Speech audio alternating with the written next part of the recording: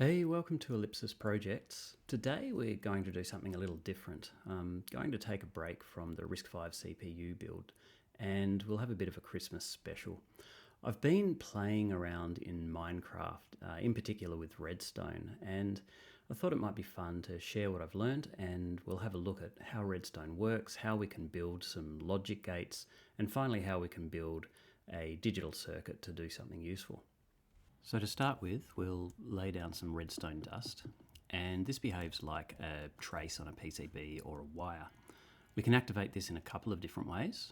If I put in a redstone torch, the redstone dust activates. I can also use a lever, and when we turn the lever on, signal's on, turn the lever off, signal is off.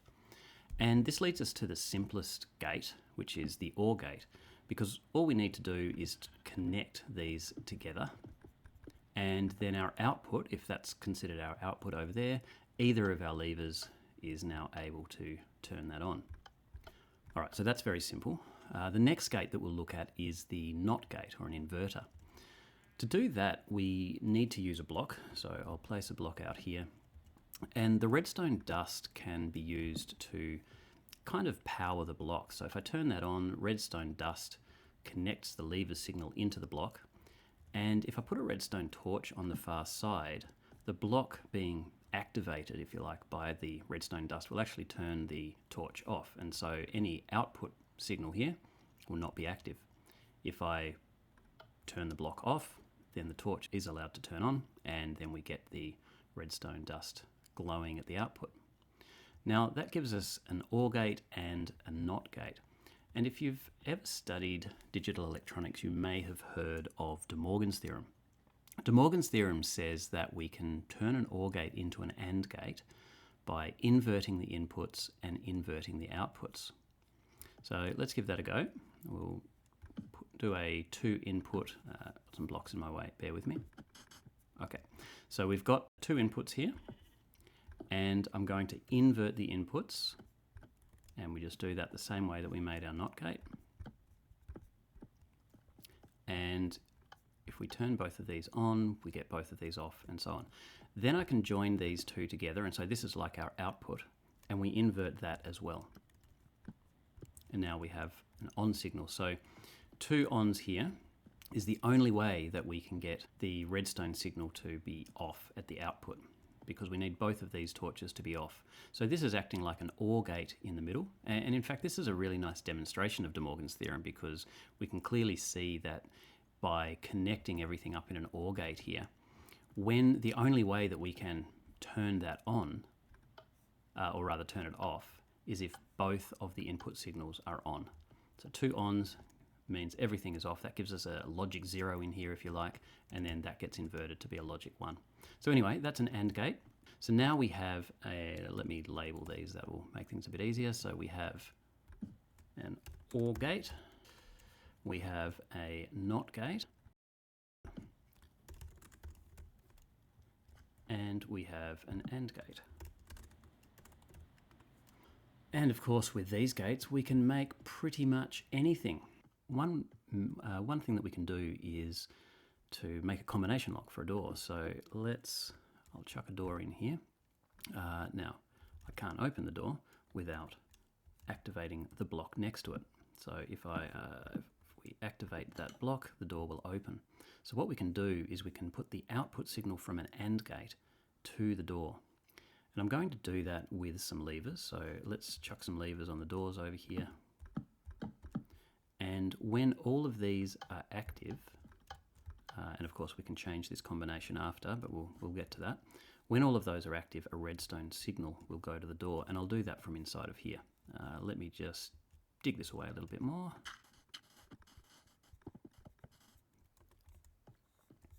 Okay, and then we need to have inverted signals or not inverted signals coming from each of these levers. Now we'll start by just making it an AND gate, so I'll invert all of the signals coming out of these levers. And you can see that the torches have turned straight off, so they're successfully inverted. I'll put some blocks under here to carry the signal away. Going to need a little bit more room here.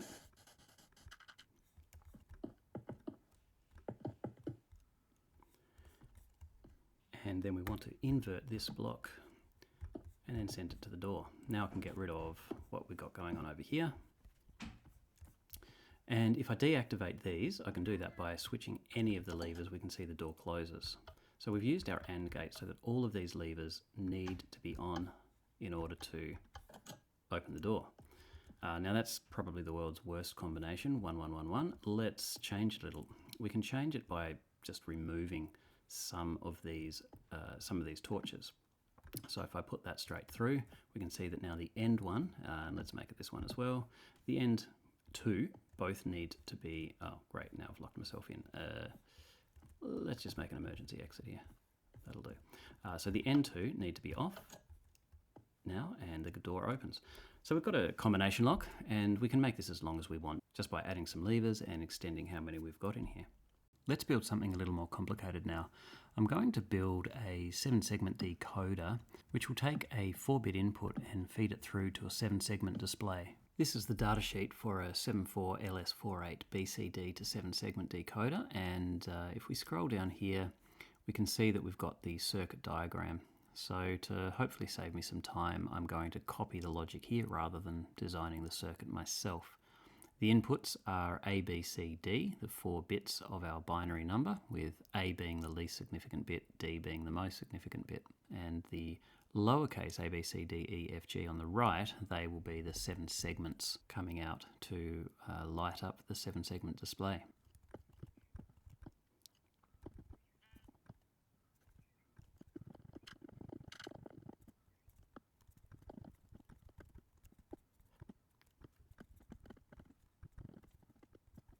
Okay, well that's done. Let's have a quick look at what I've done here, what I've put together. So we have our 4 levers, and we've got on, we've got off, and apparently we've got a cow. So we've got 4 levers, and they make their way over here to give us our 4 inputs and the inverted 4 inputs. So I'm using this tilde symbol here to say not A, and you can see that inside the trenches we have one line that just goes all the way down, and then we have another line with a torch in it, so this is an inverter, and this is the inverted version of our signal. And we have that for each of the A, B, C, and D. And what I'm going to do is build the NAND gates across here, and their inputs will tap into the appropriate trench. You'll also notice that I have these funky doodads down here. So this is a redstone repeater, and you'll notice that the color of the redstone here is somewhat more dim than down here. And that's because as redstone signals travel along redstone dust, they lose intensity, and you can't run them forever. So we need repeaters to increase the signal strength, and they basically behave like a buffer in a real circuit. Okay, so it's time to implement the gates, and they're going to sit across here. Okay, so I need to build a NAND gate here. The pattern that I'm going to follow is going to be a little bit more compact than what we had before. So what I'll do, I'll leave myself a little bit of space here, but I'll put in 3 blocks. We'll run the redstone dust from where we need it, and I'll figure that out in just a moment. For now, I'm just going to run straight out of this trench. I'll need to tap these in to the appropriate trenches later on. We'll get to that though. First, let's build our gate. So remember we need to invert the inputs, so I can do that with the torches on top of the block. This behaves the same as if they're on the far side. We can join those together with redstone dust, and that acts like our OR gate, although it's a lot more compact. And because this is a NAND gate, I don't need to invert the output. And so that's it. This is our NAND gate. So let's tap into the appropriate trench. So we need for this one, we need not B, NAND, not D. So you can see here, this is our not D signal, so that's already correct. But the top one here, this needs to come from our not B. If we run across here, we can find not B. This is not B here. So let's just tap into there. I'm gonna have to correct that block. And you'll notice me making loads of mistakes. I'm going to blame the fact that I'm using a trackpad and not just because I'm kind of average at Minecraft. Put in a repeater there just to make sure the signal has strength to get all the way through. And so the output here is not B, NAND, not D. And that's exactly what we found in the data sheet. All right, I'm going to need a few more of these. So let me just build a couple more.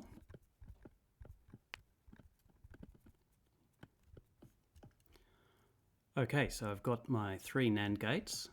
2 of them are 2 input, and this last one was a 4 input NAND gate. And then I need to join them together with an AND gate. So let's build that now, and I'll just stick that over here.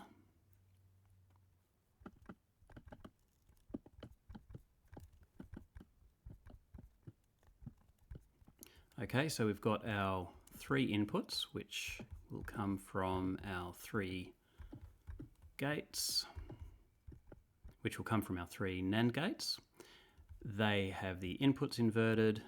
They join together. The redstone dust on top here is our OR gate, and this is our inverted output. So in other words, inverted inputs, OR gate, inverted output. It's an AND gate. Okay, so that's one. That's our little a. So this is going to be the A. I'll put a sign here so I can remember what's what. This is the A input to our 7-segment display. Now I'm going to need a whole lot more gates.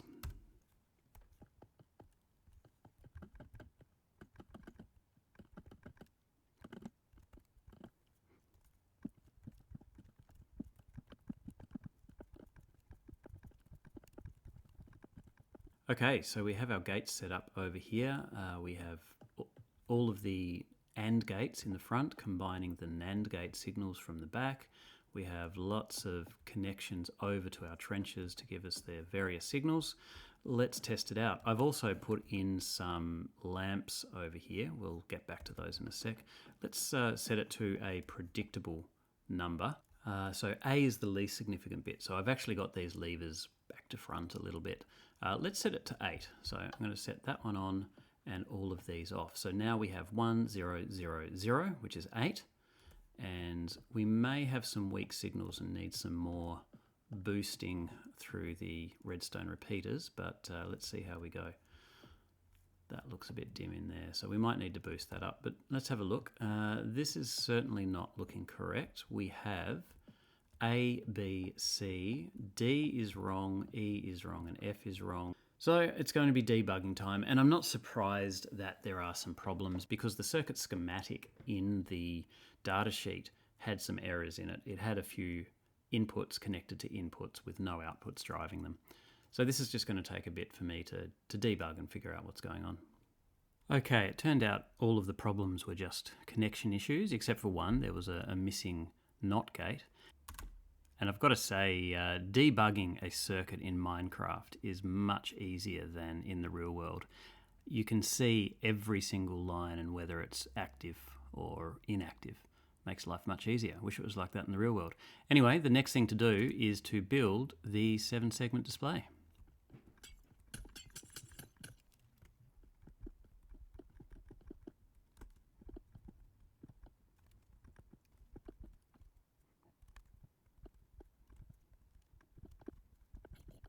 Okay, so I've got all the 7 outputs connected to the 7 segments of the display coming into the back here, and we should be able to view the display from the front. Moment of truth though, let's see if this is going to work. So remember that our least significant bit is over on the side here, so let's turn this off. So this should be 0, 0, 0, 1, so that should give us number 1, and it's giving us 4. Okay, so far not so good. This should be 2. Wow, it's a little bit slow. Definitely not right. And this should be 3. 1, 1 is 3. Okay, not looking promising. Looks like we've got a few problems.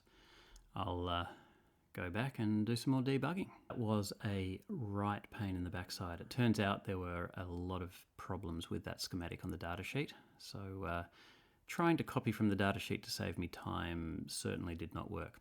But it's working now. I've had to replace some of the circuits, and I'll just show you over here. We have 4-bit OR gates. So 2 4-bit ORs, remember a chain of redstone dust like this is an OR gate, and they're feeding into AND gates. So this is what we call a product of sums.